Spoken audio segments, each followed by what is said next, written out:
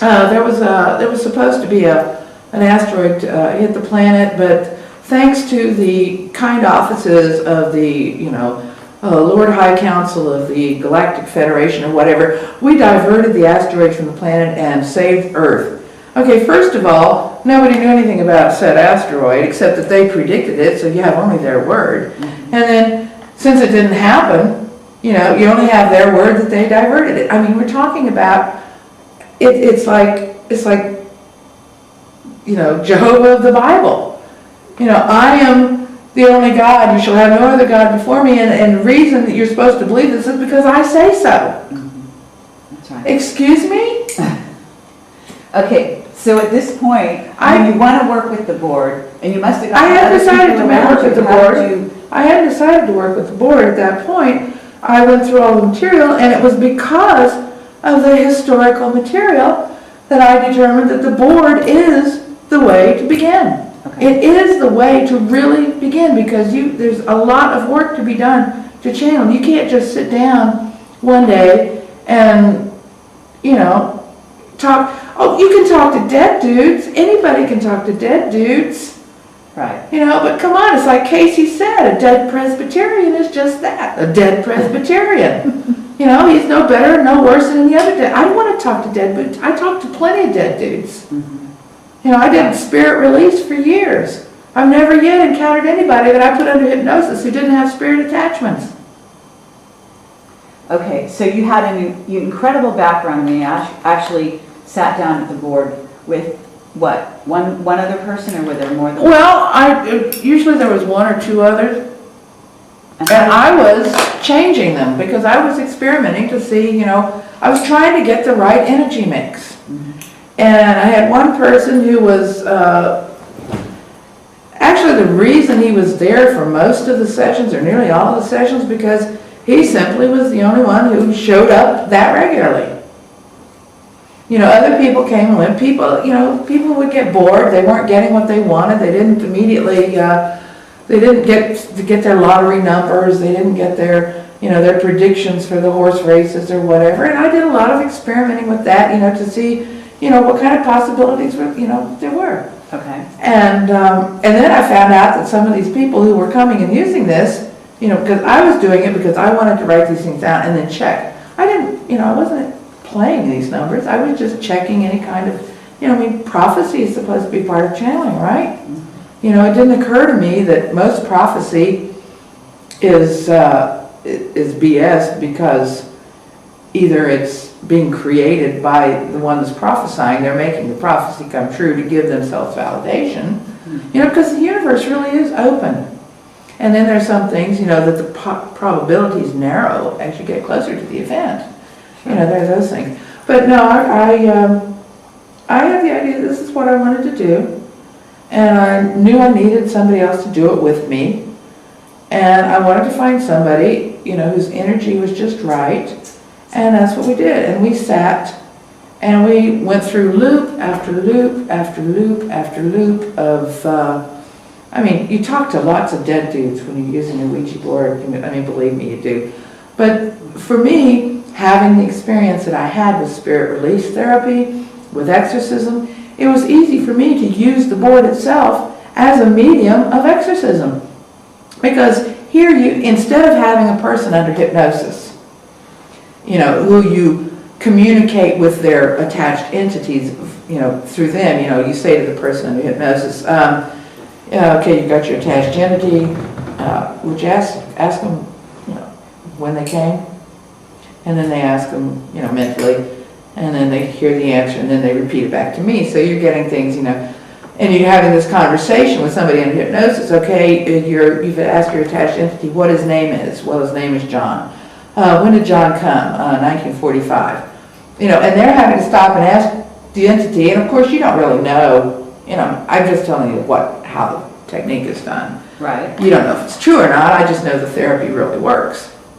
So here, with a board, you've eliminated having to use somebody under hypnosis as your medium for talking to this dead dude. Okay. And you can talk to dead dudes more or less directly, So assuming you did that, okay, and you began to also get feedback, did you, for example, did you find that you were getting, I don't know, a lot of negativity using the board in the initial phases? No, No, okay. no. No, we talked to a lot of dead, but I knew what to do with them.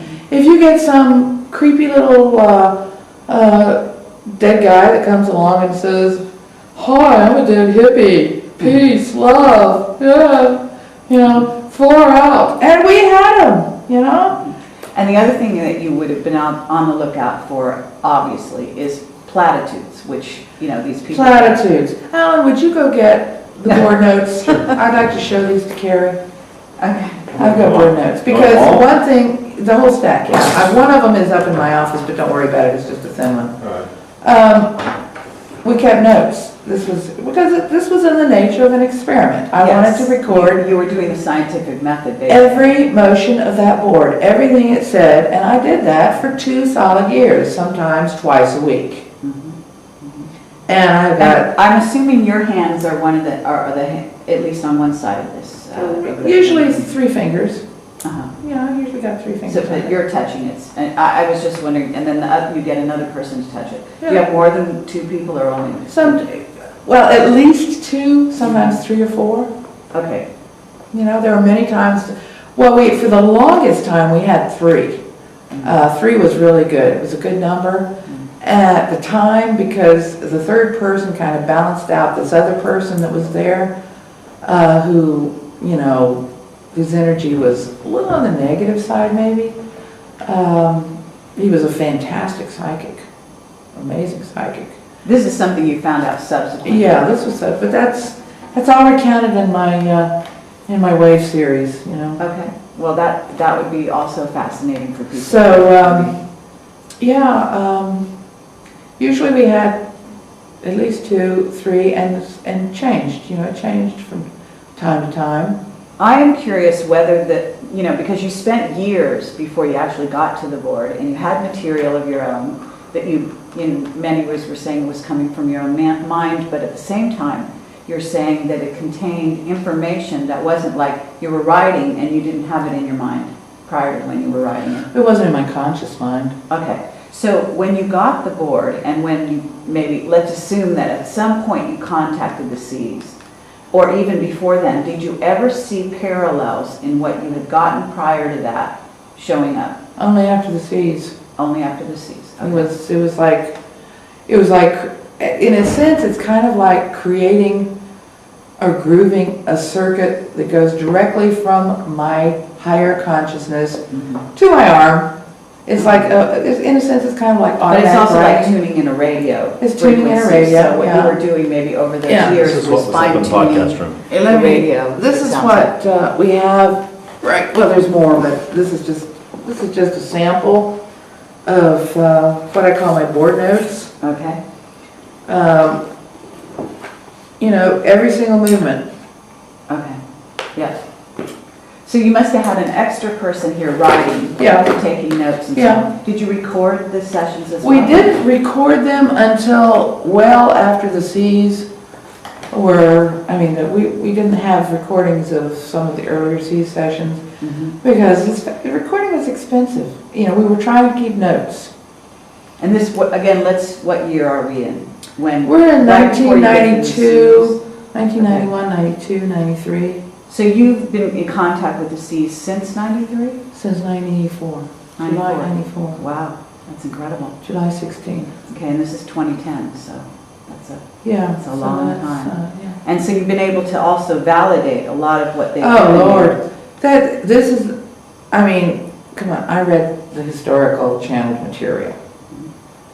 I've read modern day channeled material. I have an entire bookcase in there that has nothing but modern day channeled books from, probably the last 15, 20 years. And the Cs are very spare. They are not verbose.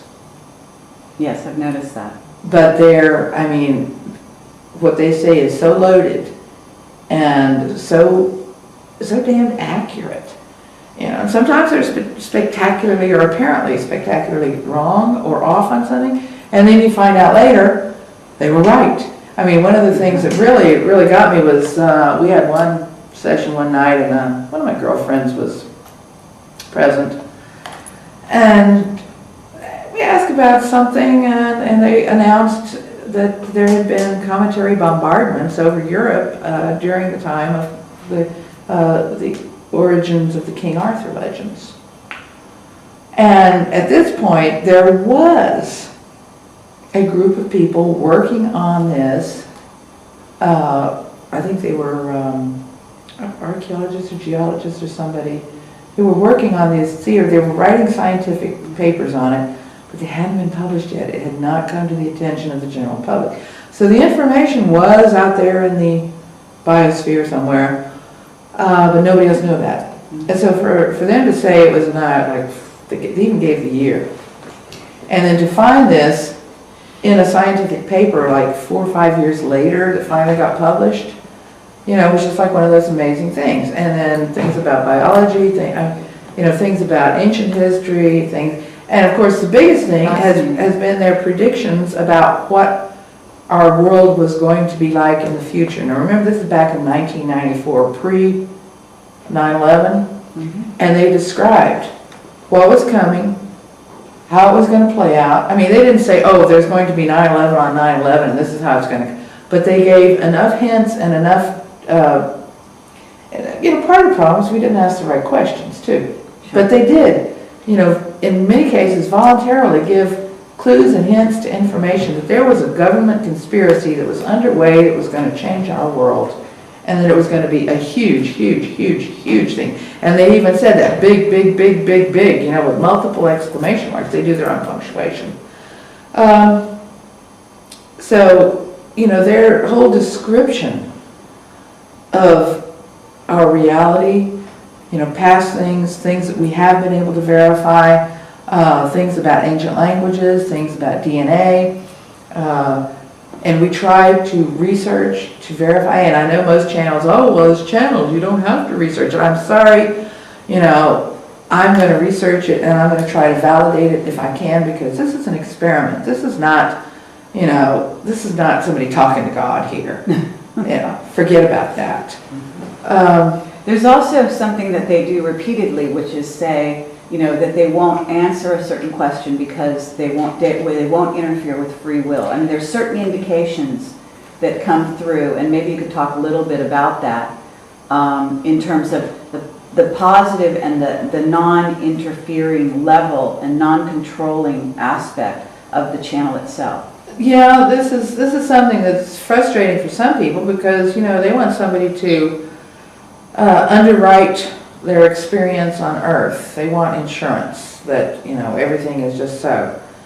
And the C's are basically saying, this is a school and you're here to learn, and you can learn things by doing a little studying and having a study guide, cliff notes, but there are many things you really have to experience. And then of course we all know, and I'm sure everybody's had the experience where as a young person somebody told you, oh, you'll understand that when you're older. And you were thinking at the time, I know, what are you talking about? That's, I understand perfectly. And then a few years go by of, you have some experience and oh my God, that's what they meant. Now I understand. How many things are like that in our lives where we can't really understand until we've had a certain experience? And when you've had the experience, you understand in a way that no amount of anybody telling you can make you understand. And then of course there's an old legend about, a magic alligator skin or something that every time you made a wish, the skin got smaller and smaller. And getting your answers handed to you on a plate, makes the skin get smaller and smaller, and the skin kind of like represents, something of you, because whenever you don't do your own work, it's like being carried. It's like a child. You don't develop the muscles. You do not develop. You do not learn how to walk. You don't learn how to think. And the C's have said repeatedly, we are here to teach you to use your most valuable asset, your mind.